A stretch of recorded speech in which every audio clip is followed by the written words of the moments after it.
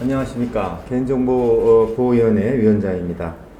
한국에 대한 EU의 개인정보 보호 적정성 결정이 지난 5년간의 논의 끝에 최종 절차를 마무리하고 12월 17일 오후 6시부터 채택 발효됩니다. 이번 결정으로 앞으로 한국 기업들은 EU 시민의 개인정보를 추가적인 인증이나 절차 없이 국내로 이전할 수 있게 됩니다.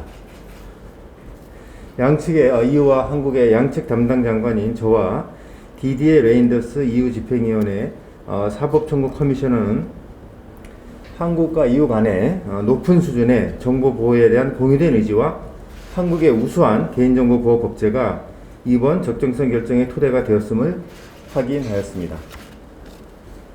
나아가 이번 결정이 개인정보 보호 강화가 국제무역을 촉진할 수 있음을 보여주는 사례로서 한-EU 자유무역 협정을 보완하기 위하여 디지털 분야의 양측 간 협력을 강화할 것이라는 데 대해서 상호 공감하였습니다. 지난 2017년 1월 한-EU 간 적정성 협의가 공식 개시된 이래 핵심 요건인 개인정보 감독기구의 독립성 미충족으로 협의가 두 차례 중단되기도 하였으나 지난해 데이터 3법의 개정으로 2020년 8월 개인정보위가 독립감독기구로 확대 출범함에 따라 논의가 본격 재개되었습니다.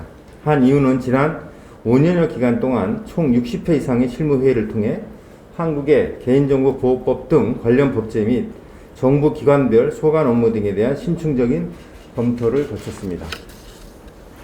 이를 통해 한국의 개인정보보호법 체계가 EU와 동등한 수준임을 확인하였습니다. 그간 우리 정부는 개인정보위를 주축으로 외교부, 법무부, 행안부, 방통위, 국정원, 한국인터넷진흥원 등 관계기관이 긴밀히 협조하였습니다. 특히 작년 7월 유럽 사법재판소가 미국에 대한 적정성 결정인 프라이버시 쉴드를 무효화하면서 적정성 결정 심사 기준이 대폭 강화되었습니다. 이로 인해 추가 보완책을 마련해야 하는 어려운 상황에서도 관계기관과 긴밀히 협조하여 EU와의 협의를 성공적으로 마무리하였습니다. 그 결과 EU의 독립심의기구인 유럽정보보호이사회가 한국 법제의 우수성을 언급하면서 한 EU 법제 간 차이를 조정하기 위한 한국 정부의 노력을 높이 평가했습니다. 또한 EU 개별 회원국들도 EU 집행위원회의 회원국 승인 절차 과정에서 만장일치로 한국 적정성 결정을 승인하였습니다. 그간 EU 진출 한국 주요 기업들은 EU 개인정보를 국내로 이전하기 위해 많은 시간과 비용을 투자해 왔음에도 불구하고 EU 관련법 위반에 대한 큰 부담을 안고 있었으며 중소기업의 경우에는 EU 진출을 미리 포기하는 사례도 있었던 것으로 알고 있습니다.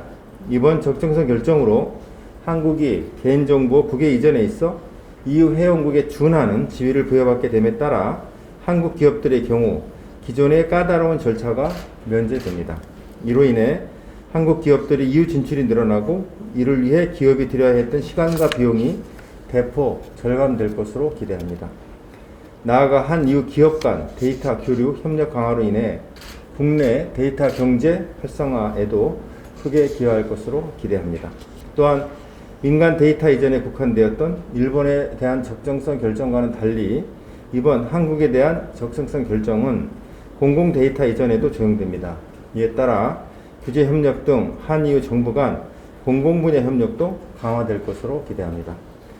무엇보다도 이번 적정성 결정을 계기로 한층 강화된 한 EU 간 디지털 협력 기반을 토대로 한국이 EU와 함께 국제 무대에서 개인정보 분야의 글로벌 표준 정립에 있어 주도적 역할을 할 수 있게 되었습니다.